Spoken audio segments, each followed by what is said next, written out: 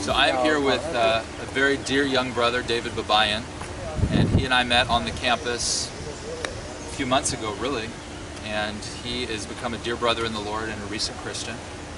And here we are on the UC Berkeley campus with this beautiful, serene background, and it just kind of makes me think of the Psalms. One psalm that comes to mind is Psalm 23, where David is saying, "The Lord is my shepherd, I shall not want. He makes me lie down in green pastures, and he leads me beside still waters. He restoreth my soul." We've got this beautiful stream in the background that's just kind of bubbling along and just so peaceful. And I just thought I'd share this moment to just share some of my heart with you and also hear from David. So David, what does this environment, I guess, speak to you about who God is and what you've known about God so far in your walk? That he has like infinite flavors, like just appreciating his creation, the trees, the skies, the birds chirping, the water flowing, other beautiful humans, my brother Zac, people passing by, just like how magnificent his power is in making all of this. And yeah, just appreciating everything and how much it adds more life to my experience here. Amen. You can smell the redwood, literally like the leaves and the trees.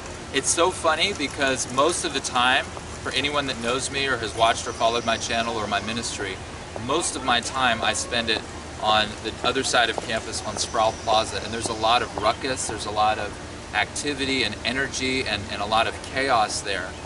And it's just ironic because I feel like I'm in a different world, and yet it's the same campus. This is the UC Berkeley campus.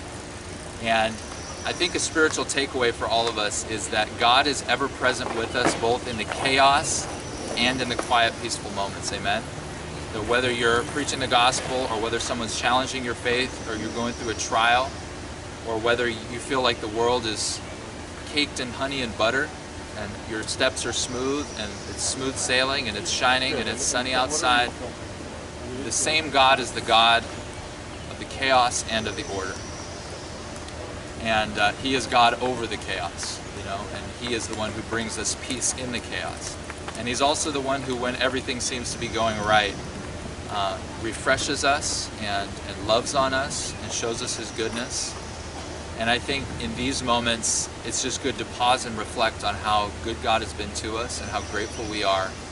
But ultimately, we don't camp out forever in just any one spot. So after we've spent that time in the serenity, in the place of being rested and recharging, it's usually time to then get on with the mission that the Lord has for us. So to me, it's just a beautiful reminder of the balance that exists in life, the balance that exists as we walk with God, that he is always with us in everything. He is always speaking to us through everything, and that we should just enjoy and cherish each of the moments along the way, even the moments that seem difficult. As I'm sitting here in this restful place and I think back on some of the most difficult times I've had in my life or my ministry, ironically, I'm grateful for them now. I wasn't in the moment, but once you begin to have that mature perspective that as we go through the fiery trials, as it says in the book of James, that don't think it's strange when you go through trials of many kinds, because you know that these trials are to test your faith, to build perseverance. And the Apostle Peter reiterates the same charge to the church. And so, wherever you are at, my friend, whether you are going through a really peaceful, serene, great time in your marriage, your life, your walk with God, or whether you feel like you're going through some fiery trials, just know that God is with you. And we pray that God will refresh you wherever you might find yourself, in Jesus' name. Any last thoughts for the audience that you'd like to share, David? Yeah, it's honestly the best decision you could ever make, because just having that spiritual guidance and protection and comfort and peace and love and joy that you could find walking life with Jesus Christ. He's experienced the most humiliating punishment and more pain than we could ever experience. So it's he knows everything that we feel that we see, that we experience, and having him walk life right by our side is like the most fulfilling thing you could do. So just be open to it.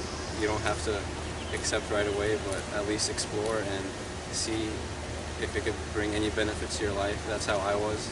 I was like very cautious to going back into Christianity, but I was still hungry to know God, so I would read the Bible and explore more, and I've had some pretty profound convictions and revelations, and yeah, it's been amazing thus far. Amen. Thanks so much, David. God bless you guys, and we'll see you again in another video.